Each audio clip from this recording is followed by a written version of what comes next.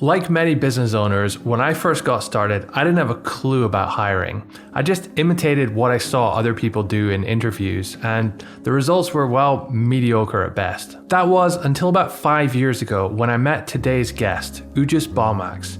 He's been in a mastermind with me for quite some time, and in that time he has completely revolutionized my approach to hiring. We now work with some fantastic people who I would deem A players. Uģis himself has helped build a high seven-figure authority site, and he now runs his own specialist recruitment agency, RecruiterMill. They help online businesses to hire A players. So if you are currently hiring people, or in the future you plan on hiring people, then you need to listen to today's episode. Welcome to the Authority Hacker podcast, Uģis. How are you doing today? Thank you so much. It's a pleasure to be on. And I'm doing well, but I think we need to start with a more important question. And that is, how's it going, Mark? Oh my God, I can't believe you did that. That is, so for anyone who's actually watching who's listening to the audio version, Uģis is actually sitting in Gail's office in his chair with the pink flamingo behind him. And I think it's all gone to his head because, he just asked me how is it going. And I don't have an answer other than kind of okay. How are you? You look super sunburned, by the way. I am, yeah. Last weekend I was out on in a restaurant and it was outside, and everyone who were on our side of the table got super burnt. So I'm not normally this tan. I'm normally quite pale. So that's something new this week.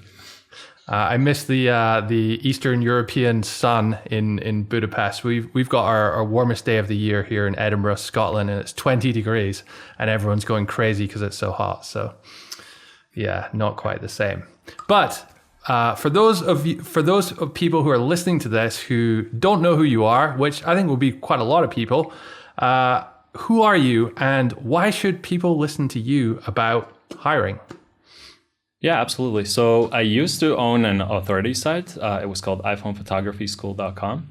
And we were commercially quite successful. Our revenue was in high seven figures. And to get to that stage, we had to build up a team. And that was mainly my focus. And we went through a lot in hiring. I'll share some of the horror stories a little later on. But over the years, we really nailed down our process. And very roughly, my hiring teams have reviewed, I think, around 30,000 job applications. And they were for positions that were quite relevant for the people who are listening today. So it could be writers and editors, link builders, content uploaders and website managers, many other positions, of course. But I think I know quite well who the listener is trying to hire, and I think I can give quite good tips on that. And just to add on to that, most of what we know and indeed we teach in Authority Hacker Pro, especially in we have a blueprint on building your editorial team, like the structure of the process and the ideas came mostly from you, really, from our mastermind sessions together and various books and resources which you directly recommended. And I think the Who by Jeff Smart I've recommended to about a dozen other people since then. So I'm eager to get stuck into this episode and hear what you have to say. And I know a lot of people out there will be too.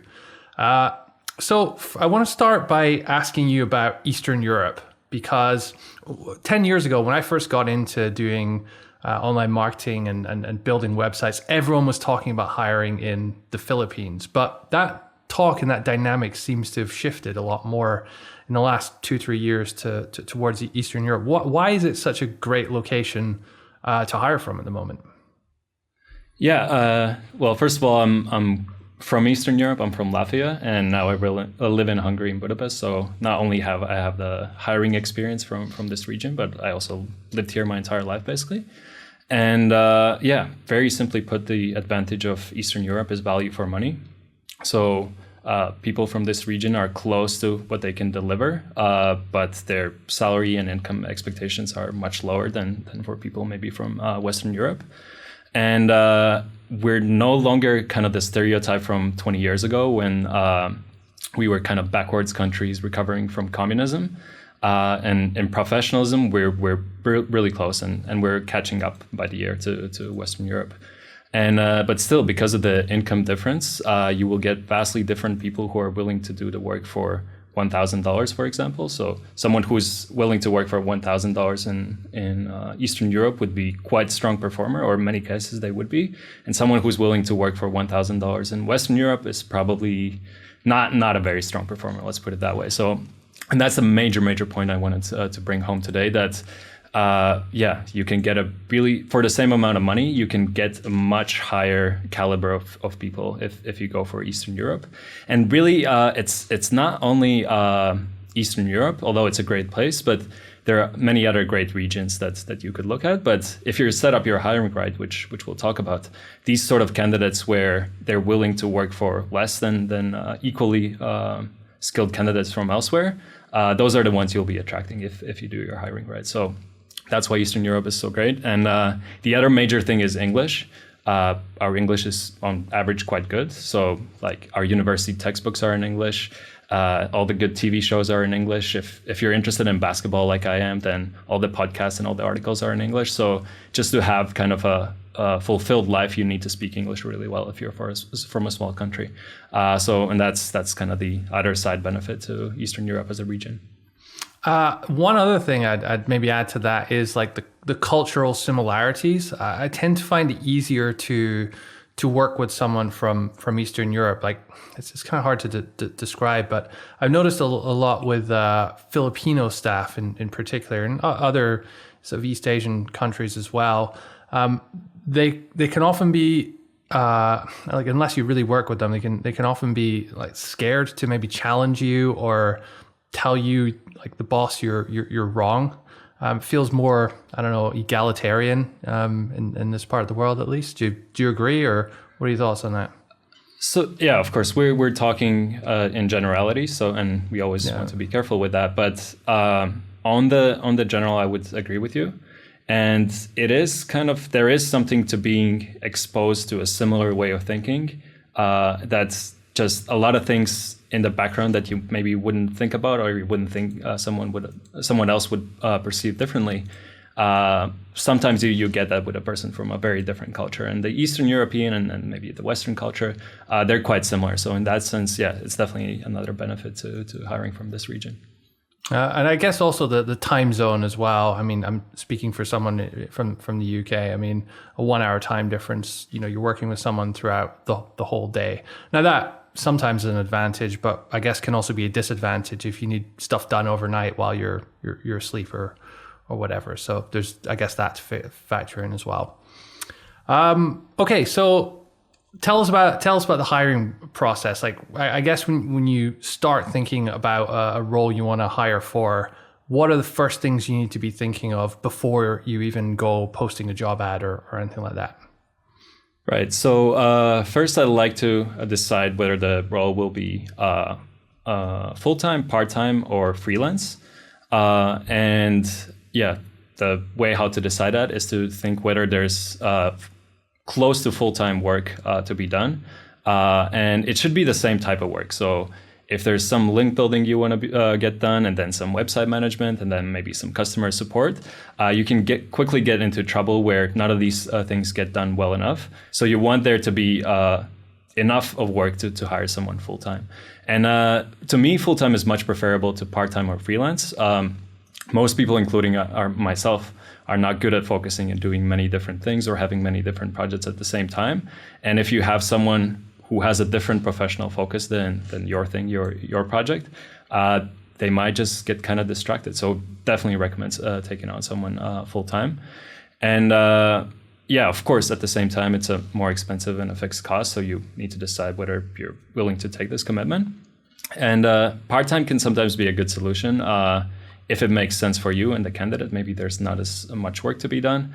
But it also it's actually the only thing that the candidate focuses on. So, for example, now I'm employing a new mom who doesn't want to work full time, but she's a really good worker. So we've kind of come to an agreement that she works part time. So in those cases, it can work. So that would be kind of the deciding whether it's full time, part time, or freelance. That's where I'd start. And then, yeah, you kind of have to define the role and know who it is that you're going for and who you really want to hire. One thing I often struggle with in the early stages is cost, especially if it's a role which I've never hired someone for before, how do you go about understanding what it costs to hire someone maybe in a country or a region that you've never hired someone before, for a role that you've never hired someone for before either? Yeah, I think it's helpful if I give very rough pointers based on the role, and then we can talk about how to actually check it and make sure for yourself. So for link builders, what I'd seen is it could start from around $800 and up to maybe $1,600 per month in full salary. And those link builders are really on the premium end. So if you're paying someone that amount, you really should be getting your money's worth there. For writers, honestly, I don't know, and maybe you can tell the audience better. But for editors, it is possible to get someone really good at 1,000 to 2,000 range, but it might go all the way up to 4,000 per month and possibly even higher. And and for content uploaders, I would have to check on that.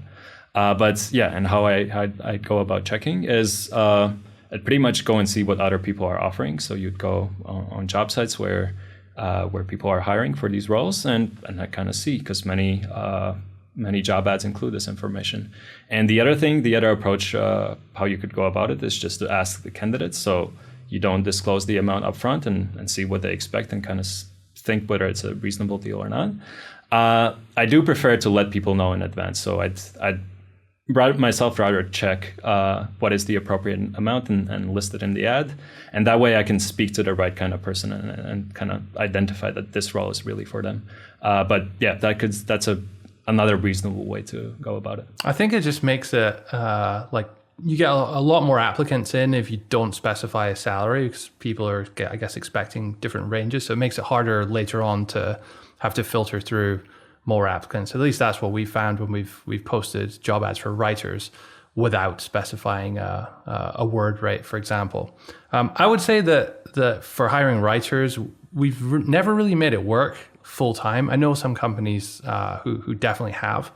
But we've tended to go for freelance and go for usual sites like ProBlogger or something like that. But it's really interesting what you say about the $1,600 for a top of the line link builder. I think a lot of people would say that's a pretty good deal. What is that the same kind of range for general support, like a customer support person? What would you be looking at for that? Yeah, for customer support, I've seen people hiring for $500, and those are usually for the lower end, really inexperienced customer support agents. Usually, I think the starting salary is around $800 to $2,000, and I've seen it go all the way up to $2,000. And then, of course, if you want to employ someone who's a native English speaker, then you have to pay pretty much Western salaries, which are much higher, of course. And in terms of quality that you're getting for this, like, it is a $1,600 a month link builder. Is that as good as someone you'd pay $4,000 or $5,000 a month in the US for, or is there still going to be a bit of a skill gap there? It can be, and all kind of this cost game. It really depends on how patient you are, because if you wait long enough, and as long as you're reasonable, you'll be able to find someone who's willing to work for the amount that you're offering and who has the skills that you expect. So if you're willing to wait for some time, yes, you can attract that person. The other thing is that you want to be mindful of the fact that the more willing you are to spend, the more access you have to hire and talent. So if you said, okay, I'm paying $10 million for this role, of course, a lot of people will be interested that otherwise wouldn't be. And just an extreme example to kind of illustrate the point.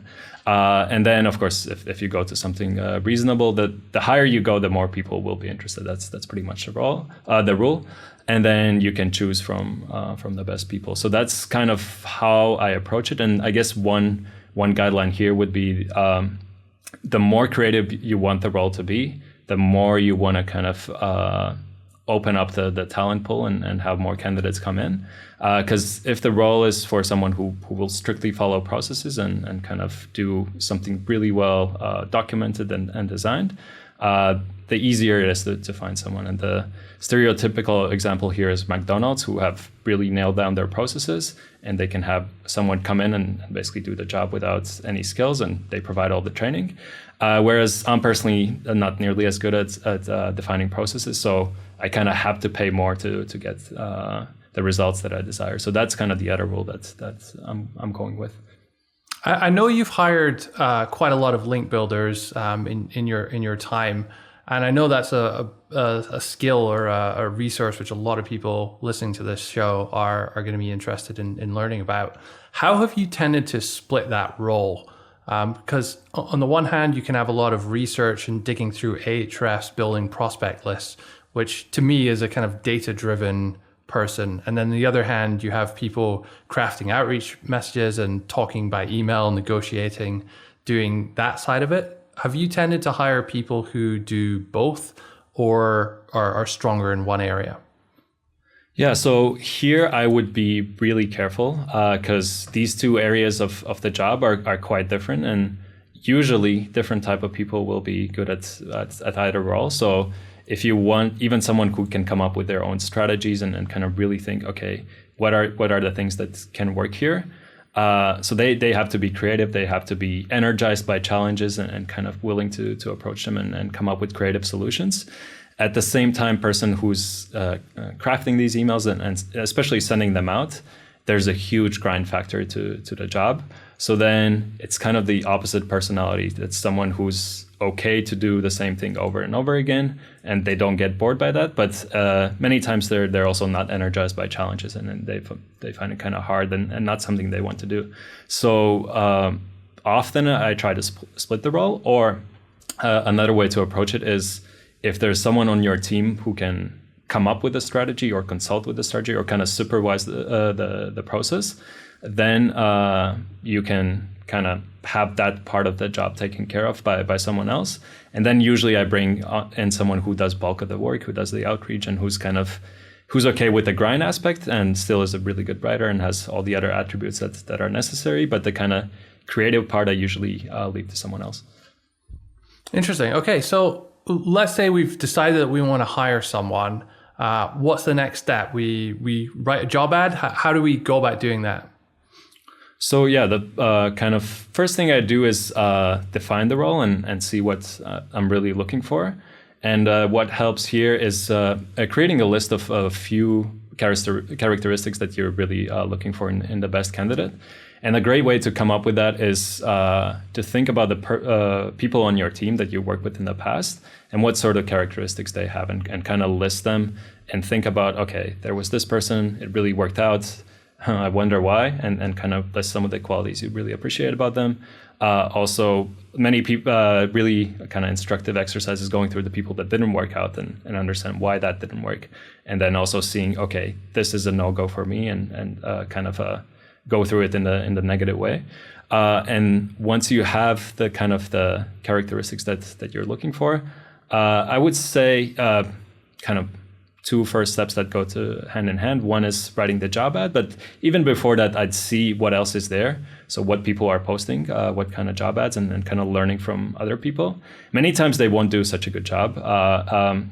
But another thing I do in the kind of research stage is Google things like, what do you like about being a link builder? Or what do you like about being in customer support? Or what do you hate about it? And see kind of like, get yourself in the shoes of the candidate that you're looking to hire, and what it is that they like about their current job, not like about their current job, and kind of be able to speak to them. Because in the end, when you are writing the job ad, it's pretty much 100% marketing approach, where it's a marketing funnel. So you're trying to get many people in, filter through them, and find the best candidate. So yeah, to that copy, you would have a hook. You would make it super easy to skim. You would have some sort of social proof or influence factors. So you would mention how big the company or the site is, have some employee testimonials or raving client feedback, whatever it is that you have to present yourself in a great light. The other thing you want is to make the ad candidate centric. So it's not talking about what you care about and what it is that you're interested in, but what the candidate is interested in. And that's why you did the research and kind of understood what they're talking about. Because the general ad that you see in most job boards, there's 6 generic bullet points for what the role is about, 6 generic bullet points with your requirements, and what we offer. And it's usually the same things like great benefits and huge growth. And everyone else's ad looks the same. So if you're not standing out, the candidate won't spend time on applying to your job because there's no reason for them to do it. It takes effort. So if you're not giving them a reason to put in this effort, then they probably won't apply and you won't get this good candidate. So basically treat it like a marketing exercise. Absolutely, 100%. And that was the biggest shift that I had in hiring, where I used to kind of not know how to approach it at all. And it was kind of like a hope approach. I was just hoping that someone would show up, maybe a friend of a friend or something like that. And over time, I realized I have to turn it into a marketing funnel where I'm speaking to the right person on as large of a scale as possible. And do you think that works in terms of getting more candidates to apply, or is there something about that that's specifically attracting the A players to your job? It's both of those things. So you want the numbers to come in, and from what I've seen, it is largely a numbers game. So you try to filter through many applications and you take the best ones. But of course, you want to speak to the right kind of person. And if you show, okay, this job will actually be interesting, it will be a challenge, and will be something that's is worth their time, basically. Of course, the A player, the person that's really talented and capable, will want to apply, and you'll signal that very clearly with your ad. Okay, awesome. So we've written our job ad. Where do we go to actually post that? Yeah, so there are a few sites that have been the most successful for me, and I'm happy to share them. So if I want to hire someone full-time, where I go is weworkremotely.com. And for me, it's been by far the biggest difference. So typically, if you've written a decent job ad, you can expect hundreds of candidates and sometimes even thousands of candidates, depending on what the role is. And suddenly, if you don't have to choose from a few dozen of candidates, but you can choose from hundreds of candidates, you just make a much better final decision because you have that much more choice. So that's definitely my number one recommendation.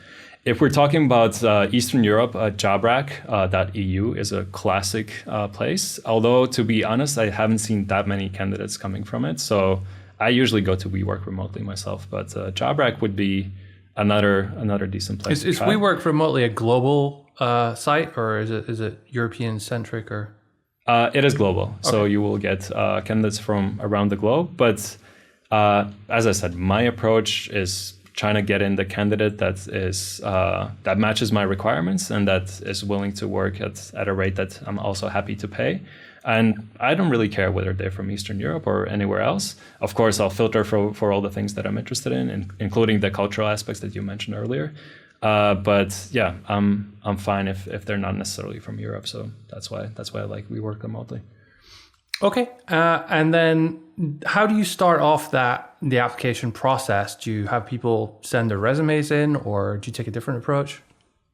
So once the candidate has seen the job ad and they're super fired up about applying, hopefully at least, you kind of present them with the application form.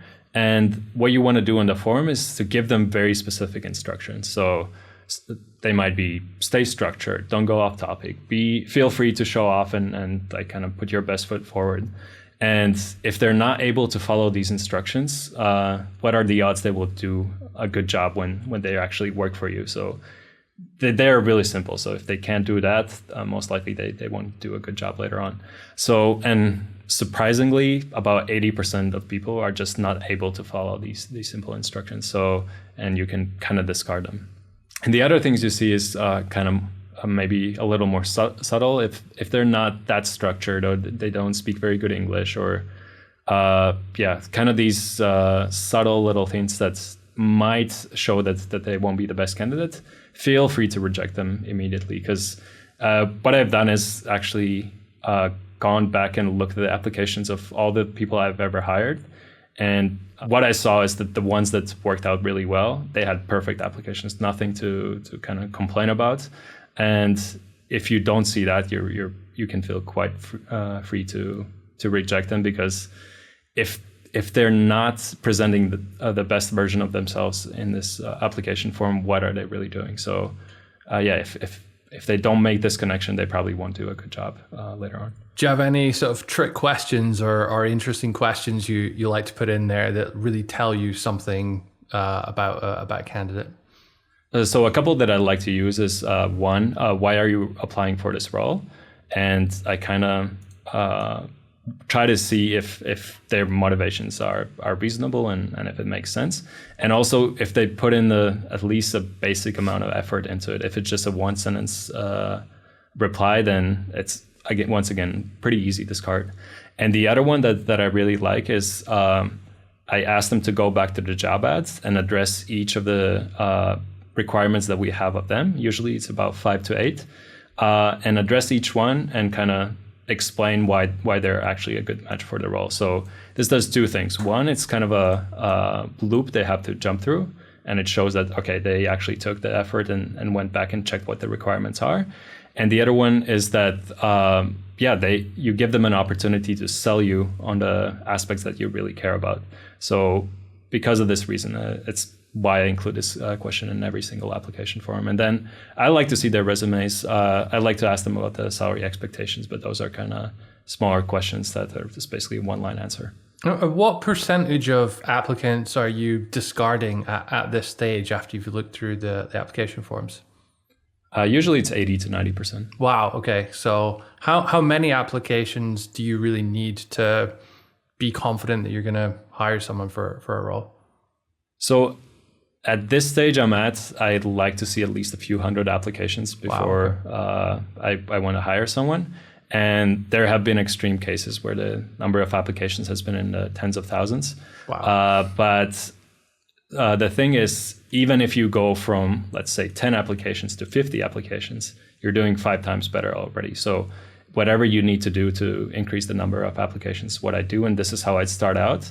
And yeah, I've been at it for, I think, 6 years now. But if someone is just starting out, taking this first step is already huge for you, because you just see that much more, and you're that much more likely to find someone good this way. Have you tried doing Facebook ads to your audience, or doing anything on like LinkedIn or other platforms to get more applicants?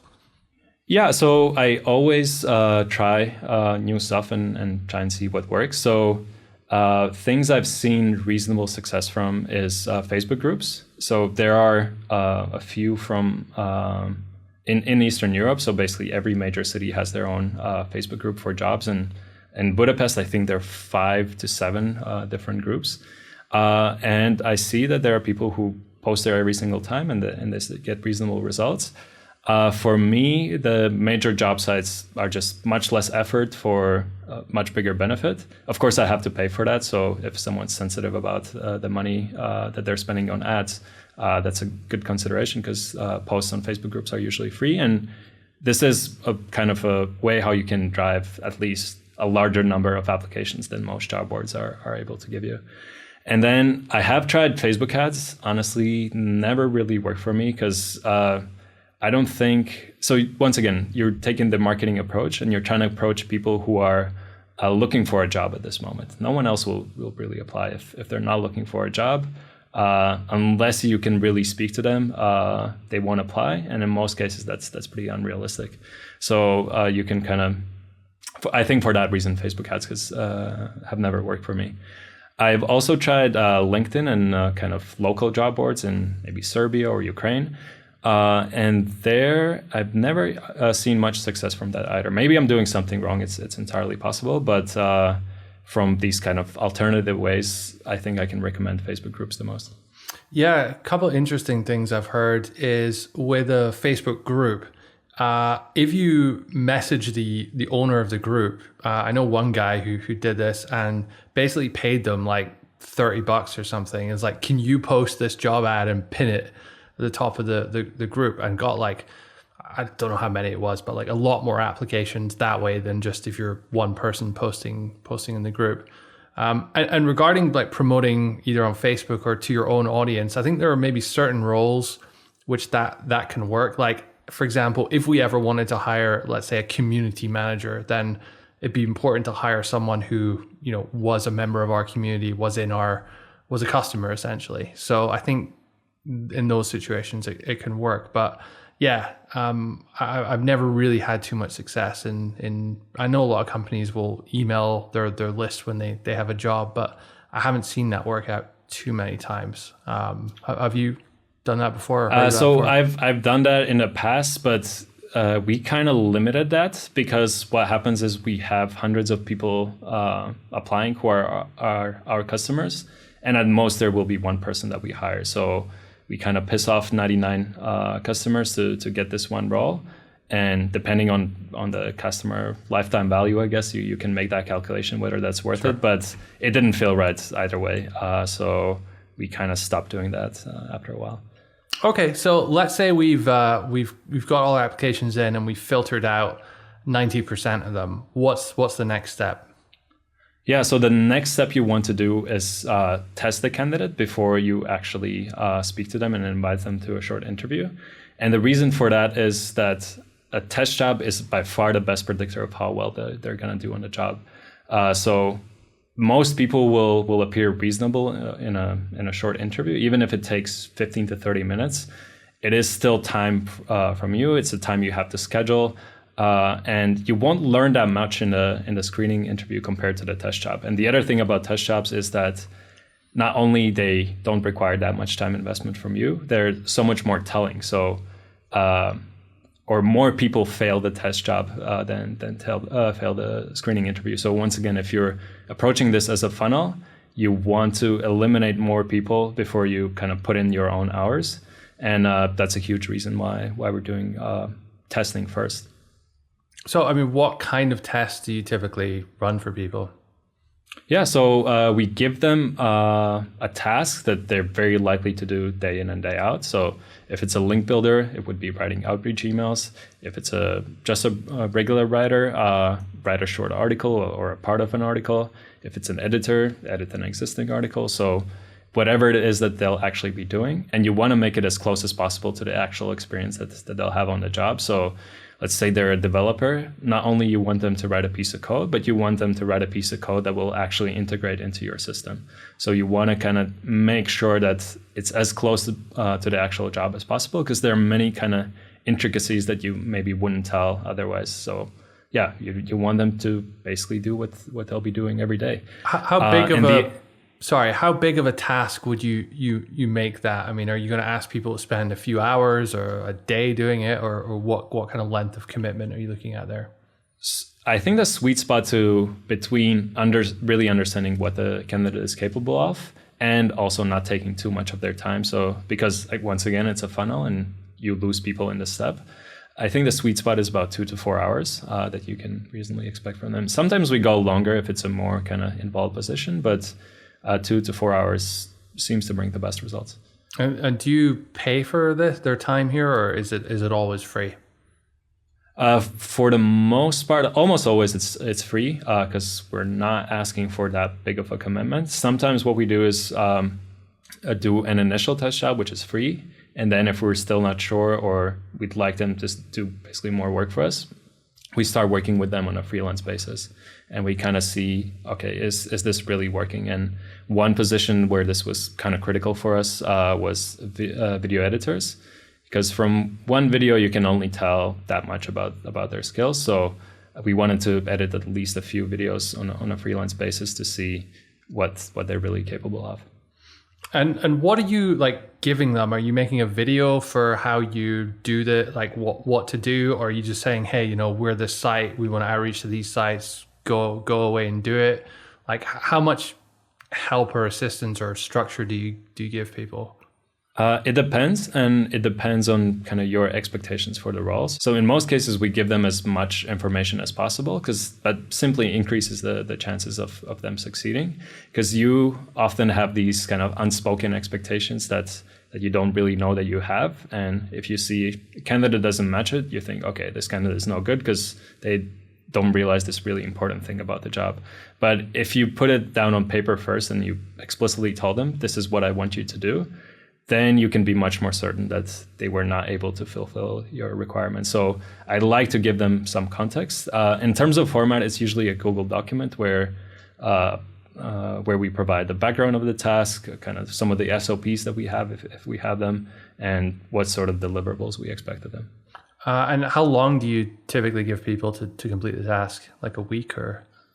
Yeah, so when a candidate applies, we usually offer 5 business days to complete the task, which is a week. And we're kind of flexible. So if they're busy that week, they can let us know and we'll extend the deadline. But we ask them to do that upfront, because if they don't do it upfront, it's kind of, again, a tricky territory where you don't know that it's not something they do often, that they miss deadlines. So we're clear that we give you 5 days as default. If that doesn't work, let us know. So we're flexible in that sense. But once they've agreed on the deadline, we're kind of strict about it. Do you have like a process or a tool or a system in place to send all these messages out back and forth, or is it all just in your Gmail inbox, or how do you manage it? No, Gmail would be a nightmare, but the best tool that I've seen, kind of paradoxically, is Help Scout. So that's a customer support tool. And you can create workflows there. So you basically can respond to your applicants with just a few clicks. And if you compare it to applicant tracking softwares, which there are hundreds of, none of them that I've seen actually have a smooth experience from the person who's doing the filtering. And Help Scout is much more streamlined in that sense. So I kind of use Help Scout in maybe not its originally intended way, but it's working really well for us. And I know it's working really well for a few other people who are using a similar approach. And for the people who don't pass a stage, do you send them, or especially the initial phase, the initial application, do you send them a rejection letter, or do you just not reply to them? So for candidates who are just applying and they send in their application, I give them an email that says, unfortunately, you've been declined for this position, and due to the large number of applications, we can't give you individual feedback. But I still thank them, and I try to make it kind of nice, because it's not a pleasant experience to be rejected for a job. And then when a candidate sends in a test job, they've spent quite a significant amount for us. And then I feel kind of obliged to give them at least feedback on their test job. So I provide the reasons why, or what wasn't there that we expected. So at least hopefully they can improve and try and help them that way. Okay. So what percentage of people typically pass the test job phase? Yeah, it really depends on how you set it up, and it depends on the role. But in the harshest cases, I think maybe around 10% would be people that pass the test job. You can go even more harsh if you have super high expectations, but then of course expect that it will take some time to find the right person. But if you're fine with that trade-off, that's perfectly reasonable approach. And then there are roles where you kind of you care more about the fit, maybe the personality fit. It could be a good example could be a personal assistant. So more people would pass the job, and you would like the output of more people that send in the applications. But then you care more about the interviews and how your personalities would mesh. So what's the next stage after someone's done the test job? What do you do next? Yeah, so then we proceed to a screening interview. But at this stage, usually we get pretty excited because there are not that many people who pass the test job. And there are not that many people who kind of fail in the interview stage. Still, of course, we really evaluate them closely. But yeah, if someone's passed the test job, it's usually a really good indication for them. And we do a screening call where we kind of spend half an hour and try and learn a little more about the person. And I ask, why are they applying? I ask about their career goals. I have a quick check of that I have all the facts straight about their resume. I ask the names of their supervisors. And one other thing I ask is I kind of let them know that reference checks are coming on later in the process. And I ask them, so if we called your supervisor, or when we call your supervisor, on a scale of 1 to 10, how would they rate you? And this does two things. So first of all, lets them know that reference checks are coming, and they better not make stuff up in the interview process. And the other thing it does, it's kind of indicates if someone was a strong performer. So if they say, if they usually are rated 9 to 10, that's kind of a good sign or a neutral sign.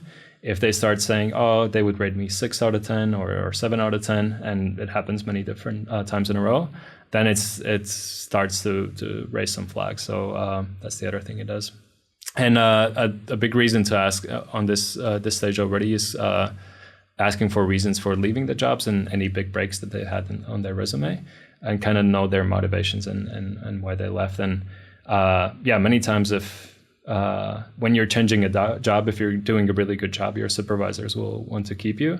And you also don't want someone who's just bounces around jobs. So that's why you kind of make sure that everything kind of adds up and makes sense there. But overall, in the screening call, you're trying to get the general feel for the person. So and here you can trust your gut, at least in a negative sense. So if you feel like, okay, this person is likely not going to work out, you can trust your gut in this sense. If you feel about really positively about someone in this stage, I wouldn't get too excited, because that this sort of gut feeling can lead you astray. But the negative gut feeling you can definitely trust here.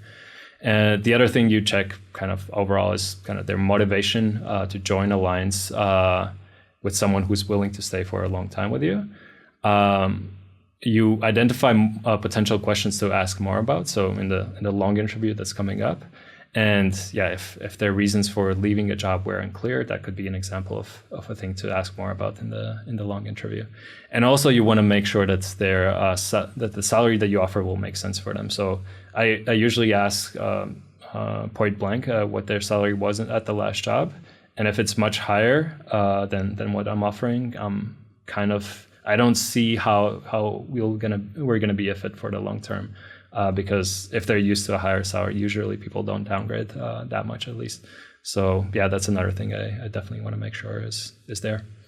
And is there any situations you can think of where people have said something or not said something, and it's just kind of like completely discounted their application? You'd be like, okay, they've really warned us off them by doing this in the screening call. More so, to be honest, in the long interview, but in the screening call, I'd have to think. There was one person that was I think he was kind of a loony, but he was applying to be a developer. And he said that, he had a conflict with his previous job and his previous company. And I kind of started asking more about what happened. And he ended up telling me that, at the end, he put the entire code base of the company on GitHub. And that was kind of the end of their conflict. So that's an extreme case of when you don't want someone to proceed with them. But usually on the screening call, what I'd see is if their salary doesn't align or their motivation doesn't align. So if someone says, I'm trying really to get into tech and I really want to be a developer, but this job will kind of hold me over while I'm looking for my passion, I let them find that opportunity elsewhere. I want someone for the long term. So kind of these pretty obvious signs, to be honest, that they won't be a fit for the long term. Would you say most people that you do a screening call with kind of pass, or what percentage are dropping out here? I would say so. In my mind, 80% of the people pass, and we proceed to the long interview. And in the long interview, what percentage of people pass that? That would be closer to maybe 50%. Okay. So let's talk about that then. What's the difference between a screening call and a long interview, and why do you do both? So the long interview really is long. So usually it takes about 3 hours.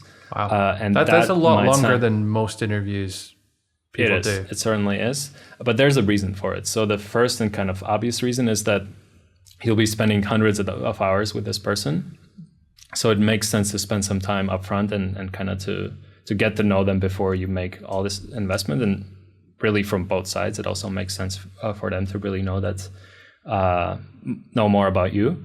And the other reason is that it's kind of impossible to fake a 3-hour interview. So the real you comes up in these 3 hours for better or for worse, and many times for the better, to be honest.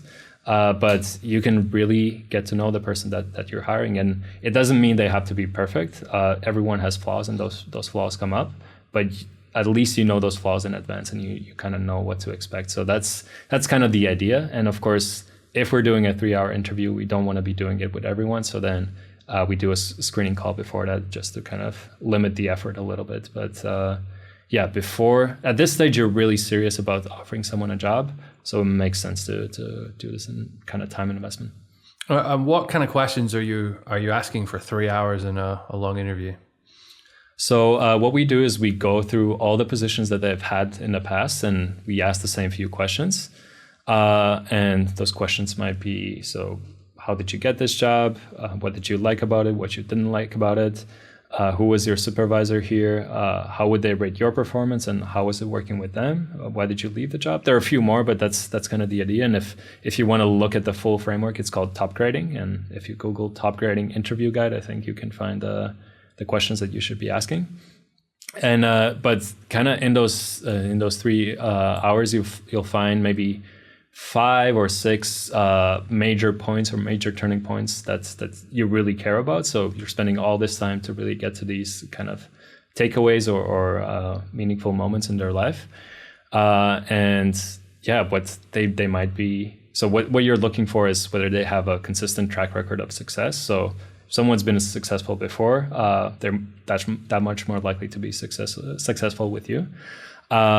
You can learn what made them like or dislike a position and whether that aligns with what they'll be doing on the job. What made them leave, so whether they would experience something similar at your company, then maybe they're not the best fit, and what they consider a good boss, and if you would match that. And by asking these questions, you kind of learn stuff about candidates, and you learn it indirectly. So no one will ever say, yeah, I was pretty awful at this job, but you can kind of learn from secondary answers or secondarily takeaways, and kind of thinking in your head, if I was a supervisor, would I really react like this, and would it really happen this way, or is the candidate kind of telling a weird story that doesn't really match the likely reality? So you can really learn about people this way. Do you ask any like lateral thinking questions? Like I hear at Google and Microsoft, they ask, how many golf balls can you fit inside a Boeing 747 or anything like that?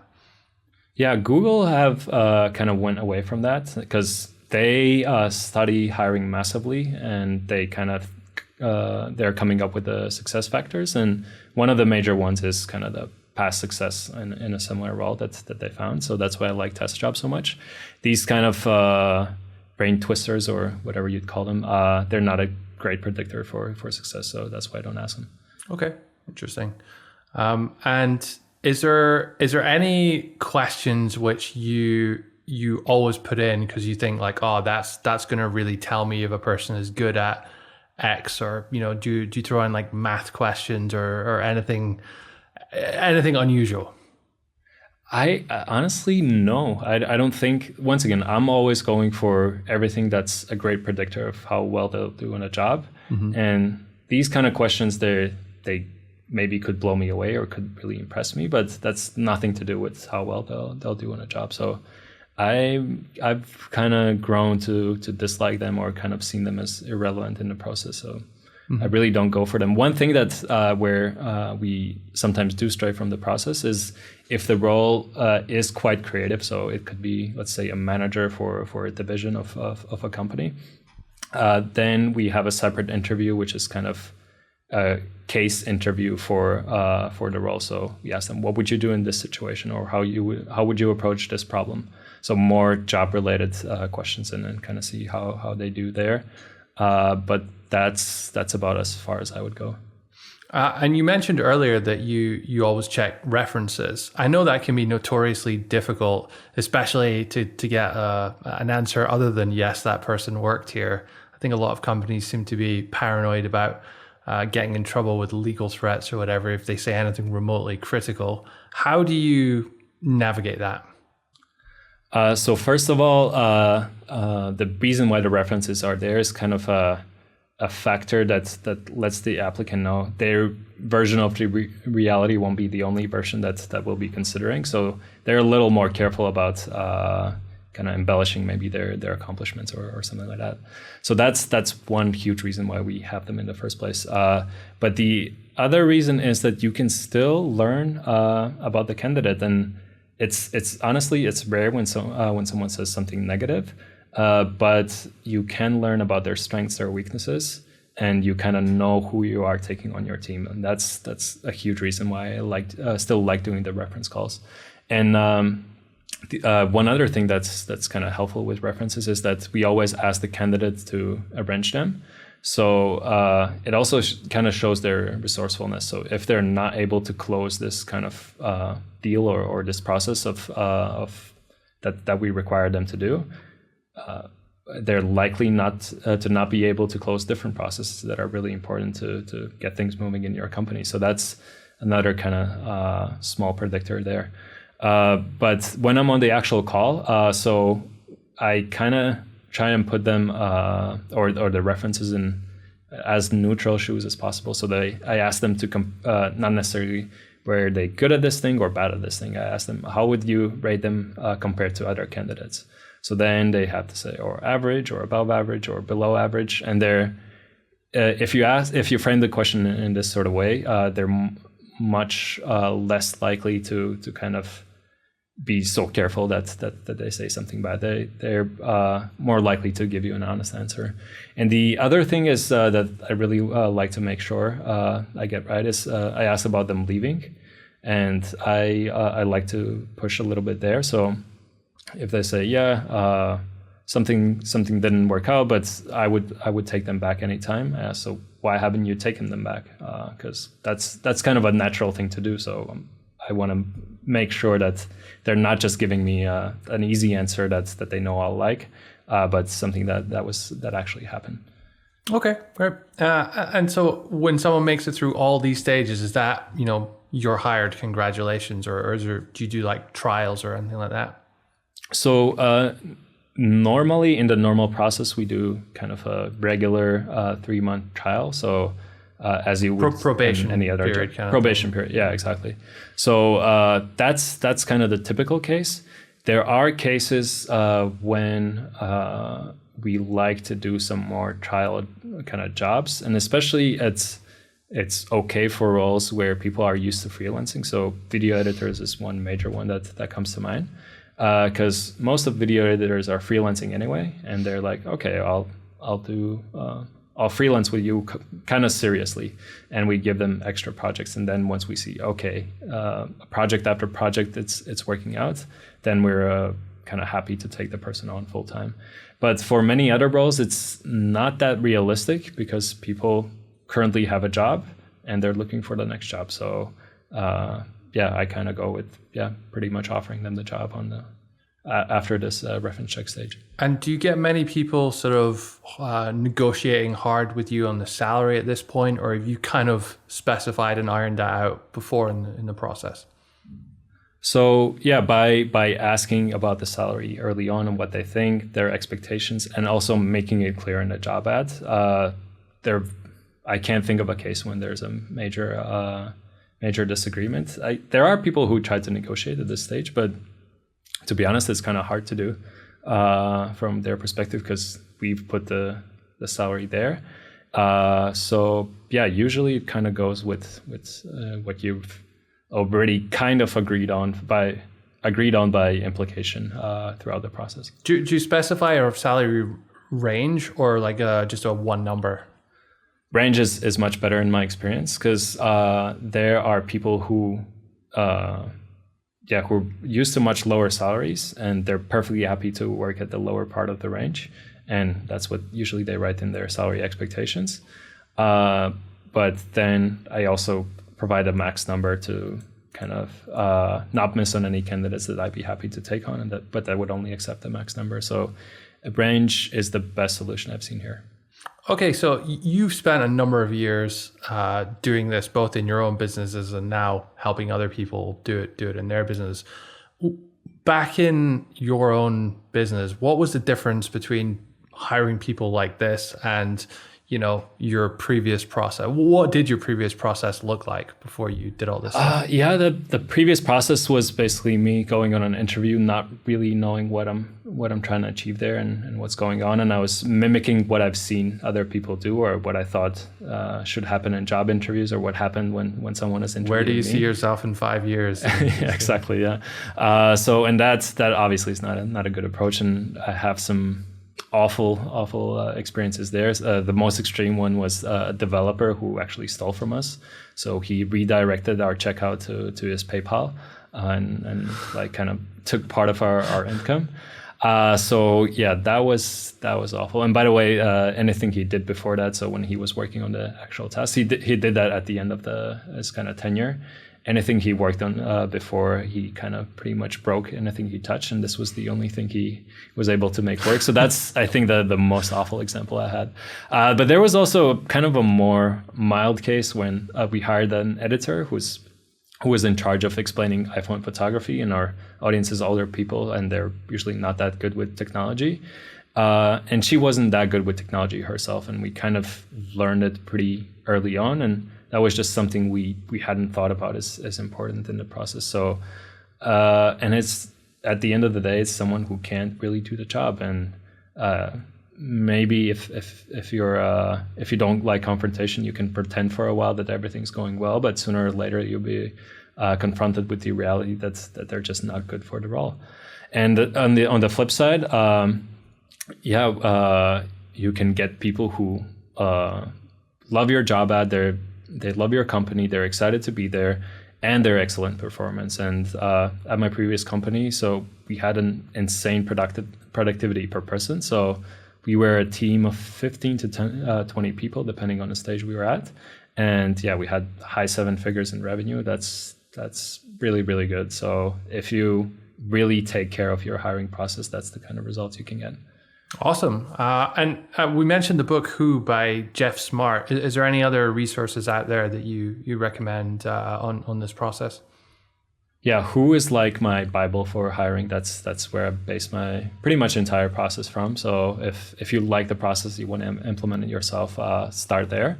The other one that I hadn't even realized until I reread the book that was really impactful on my hiring process was Ready, Fire, Aim. And it's a book that's great for kind of general business building.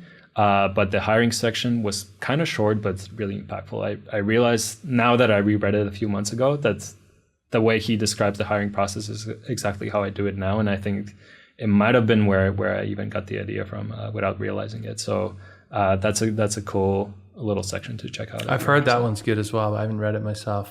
It's a great book. Yeah.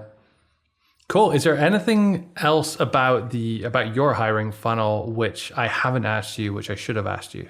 Yeah, one thing that I wanted to mention and that we haven't really digged into is hiring remotely in the first place.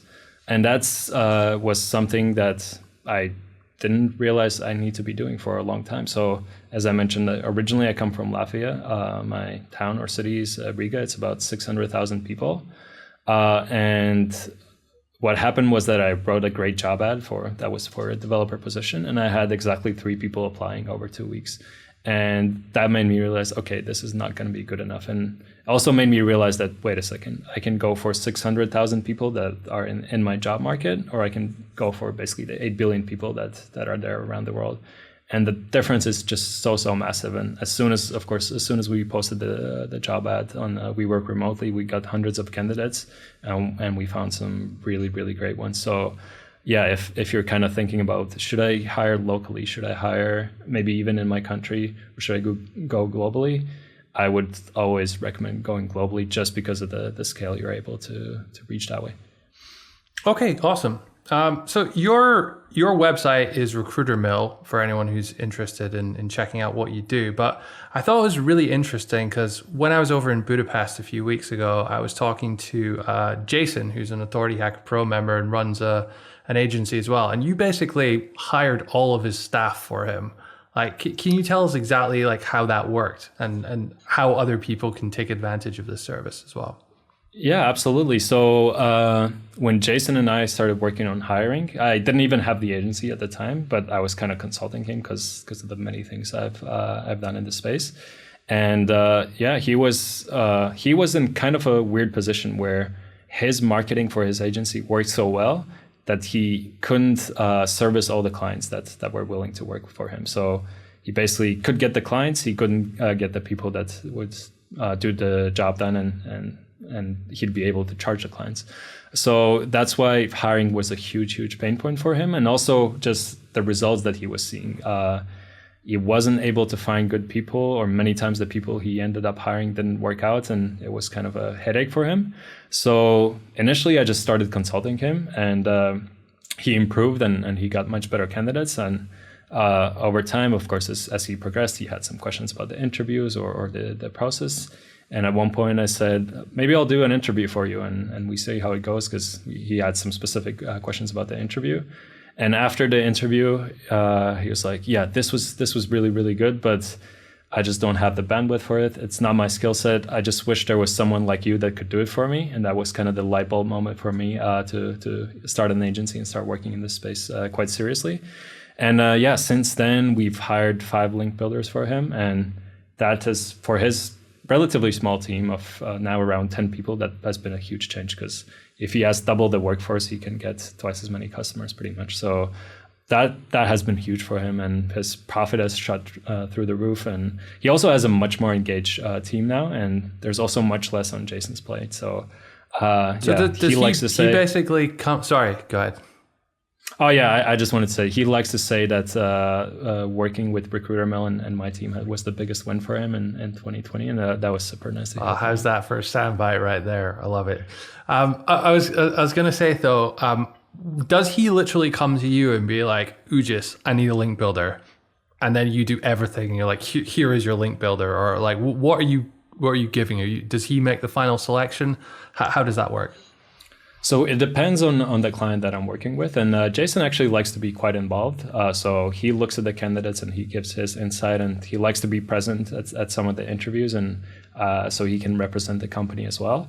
I have other clients who pretty much work the way that you described. We have a short onboarding call where I learn everything that I need to know about the position and to do it well. And since I've kind of hired many similar positions in the past, I kind of get it, and it's kind of easy to understand what it is that they're going for. And then I present the good candidates to those people. So it depends on how involved the business owner or the decision maker want to be, and we're open to work both ways. But many people are happy to hand everything to us. And even Jason is kind of now being involved less and less, because he kind of trusts what we're doing, and he likes to focus on other things. So if anyone's listening to this show and thinks, oh, I'd love to do all that, but I don't have time, they should just email you or get in touch with you on your website. Yeah, absolutely. And so you can go to recruitermill.com, and our focus is online businesses and digital agencies. So that's kind of the space that I'm coming from and that I know really well. And hiring online marketers is something I've done time and time again, and something I can definitely help people with.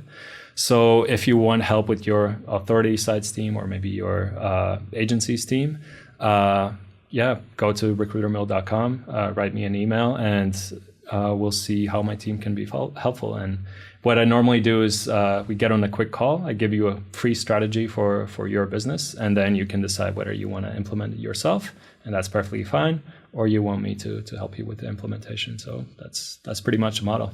Awesome. So if anyone out there is in need of a link builder or 5, head on over to recruitermill.com and give Ugis a shout. He'll help you out. Okay. Anything else you want to cover? I don't think so. Is there anything?